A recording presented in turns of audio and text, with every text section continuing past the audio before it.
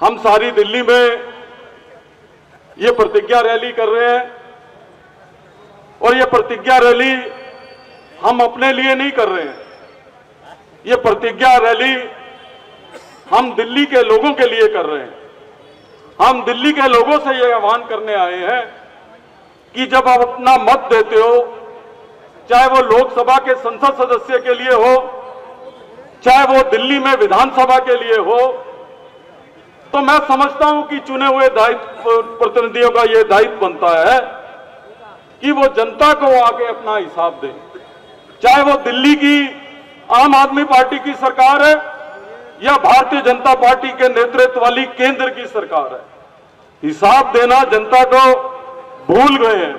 तो हम दिल्ली की जनता को याद दिलाने आए हैं और दिल्ली की जनता से अपील करने आए हैं कि ओपोजिशन में होने के नाते हम आपके वकील हैं और हम आपको याद दिलाने आए हैं कि इन चुने हुए प्रतिनिधियों को हिसाब देना पड़ेगा। उसका जवाब मांगने के लिए कांग्रेस पार्टी दिल्ली की जनता के लोगों के लिए जो है वो आगे निकल के आई है।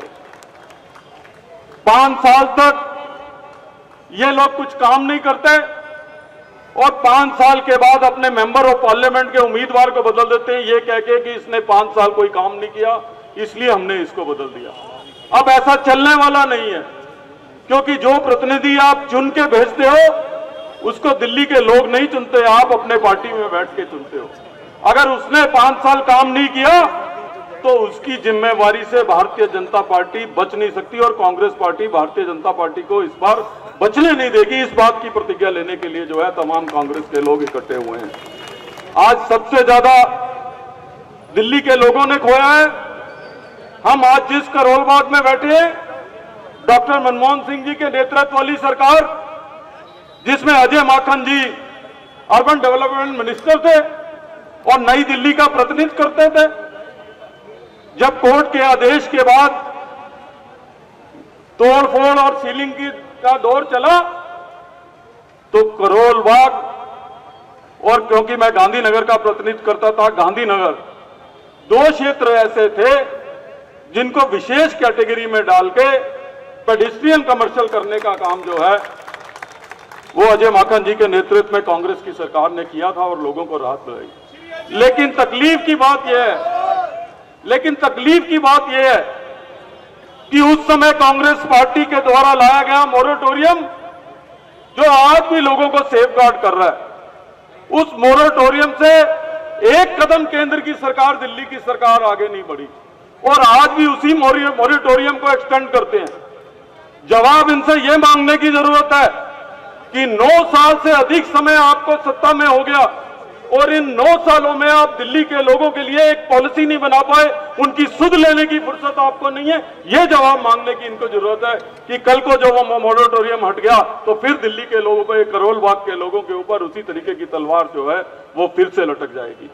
आज इनके निकम्मेपन की वजह से दिल्ली के अंदर जो ऐसे क्लस्टर हैं वहां पे आम आदमी पार्टी की सरकार, भारतीय जनता पार्टी की सरकार एक दूसरे से लड़ने में व्यस्त है, लेकिन कोर्ट के अंदर कागज टाइम से नहीं जमा पाए। कल मैं निजामुद्दीन गया था, 270 परिवार सड़क पे आ गए हैं, 270 परिवारों के मकान टूट गए हैं। वो गरीब लोग आज सर्दी के मौसम में अपने छोटे छोटे बच्चों को लेके बाहर सड़क पे बैठे हैं और केवल इसलिए कि ये दोनों पार्टियां और दोनों पार्टी की सरकारें एक दूसरे के साथ लड़ने में व्यस्त हैं।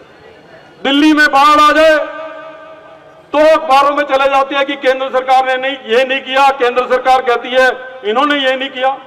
दिल्ली में पोल्यूशन हो जाए तो दिल्ली सरकार केंद्र सरकार पर डालती है, केंद्र सरकार दिल्ली सरकार पर डालती है और लोगों के बीच में अपनी समस्या लेके चले जाते हैं। छठ पूजा में यमुना साफ ना हो तो एक दूसरे के ऊपर इल्जाम लगाते हैं। पोल्यूशन के अंदर आज लाखों लोग बीमारी के ग्रस्त हो गए। दिल्ली सरकार केंद्र सरकार को चिट्ठी लिखती है, केंद्र सरकार दिल्ली सरकार को चिट्ठी लिखती है। अगर दोनों के हालात से बाहर बात मिल जाए तो दोनों मिलकर पंजाब सरकार को चिट्ठी लिख लेते हैं और इसी में जो है अपना सारा काम पूरा कर देते हैं। इसीलिए मैं कह रहा हूं कि ये नवंबर के महीने वाली सरकार है। जब नवंबर आता है तो इनको पोल्यूशन की याद आती है, दिसंबर चला जाए तो उसके बाद पोल्यूशन की चर्चा नहीं करते। कांग्रेस पार्टी ने ये इश्यू उठाया कि जब जब पोल्यूशन आता है कभी हरियाणा पे कभी पंजाब पे डाल देते हैं। ठीक बात है, पराली के कारण दिल्ली में पोल्यूशन आता है। हम इनसे प्रश्न पूछते हैं कि ऐसी कौन सी टनल भगवान ने बनाई है जो पंजाब और हरियाणा में पराली जलती है तो वो चंडीगढ़ को नहीं असर करती, सीधा दिल्ली में आके जो है वो पोल्यूशन को फैलाती है। ऐसी कौन सी टनल भगवान ने बनाई है? सच बात यह है कि इन सरकारों को आदत नहीं है काम करने की। दिल्ली के अंदर 40% व्हीकलर पोल्यूशन है, और 40% व्हीकलर पोल्यूशन इसलिए कि पब्लिक ट्रांसपोर्ट सिस्टम कोलैप्स कर गया है।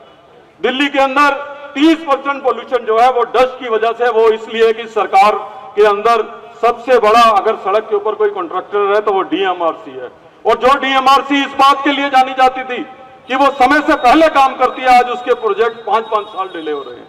अभी जो है लेफ्टिनेंट गवर्नर ने बारापुला के नाले के ऊपर पीडब्ल्यूडी के अधिकारियों को इसलिए सस्पेंड किया कि 5-5 साल तक जो है वो प्रोजेक्ट जो है वो डिले हो रहे हैं। जब वो प्रोजेक्ट डिले होंगे तो उधर की सड़कें टूटेंगी, फुटपाथ टूटेंगी, उसके जो है सेंटर वर्क्स के टूटेंगे तो डस्ट उड़ेगी, डस्ट नहीं उड़ेगी तो क्या उड़ेगी?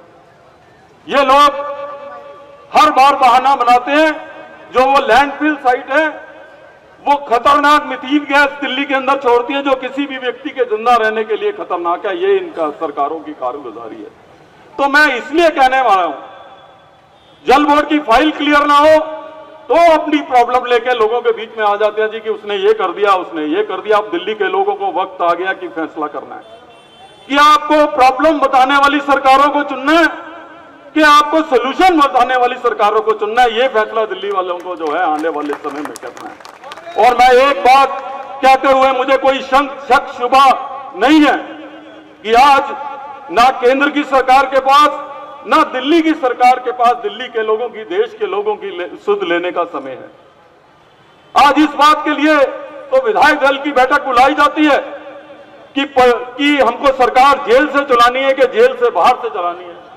केंद्र सरकार में बैठक अडानी और अंबानी की प्रॉब्लम दूर करने के लिए तो बैठाई जाती है, लेकिन आज इस सारे माहौल में अगर गरीब आदमियों के पास, किसानों के पास, कुलियों के पास, बढ़ाइयों के पास, टीचरों के पास, छोटे बच्चों के पास अगर देश का कोई एक नेता जा रहा है उसका नाम राहुल गांधी है, और राहुल गांधी के अलावा कोई आम जनता के साथ खड़ा नहीं है।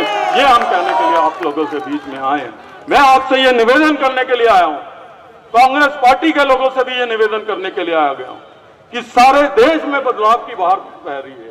सारा देश जो है वो कांग्रेस और राहुल गांधी की तरफ देख रहा है। ऐसे में दिल्ली के कांग्रेस के जनों की भी जिम्मेवारी बड़ी हो जाती है। और इस बार जो हम ये लड़ाई लड़ेंगे वो केवल कांग्रेस के लिए नहीं लड़ेंगे, बल्कि दिल्ली के लोगों को बचाने की लड़ाई कांग्रेस के लोगों को लड़ना है। ये निवेदन करने के लिए आप लोगों के बीच में आया हूं। मैं मदन लाल कोरवाल जी को, वीरेंद्र कसाना जी को, ब्रह्म यादव जी को, अभिषेक दत्त जी को, नीरज जी को, चतर सिंह जी को, तमाम अपने साथियों को इस बात की बधाई देना चाहता हूं। भीषम शर्मा जी को भी बधाई देना चाहता हूं कि जो प्रदेश की तरफ से यहां पे लड़े, जितेंद्र जीतू जी को भी, कि अजय माखन जी की लीडरशिप में तमाम नई दिल्ली के कांग्रेस जनों ने जिस मजबूती के साथ इस रैली में, चाहे वो हनुमान मंदिर के ऊपर इकट्ठे हुए हों, चाहे इस रैली में खड़े हों, आप सब बधाई के पात्र हैं। और मुझे उम्मीद है कि इसी मजबूती के साथ आप आने वाले दिनों में जो है कांग्रेस की लड़ाई को आगे लेके जाएंगे। बहुत बहुत धन्यवाद। जय हिंद।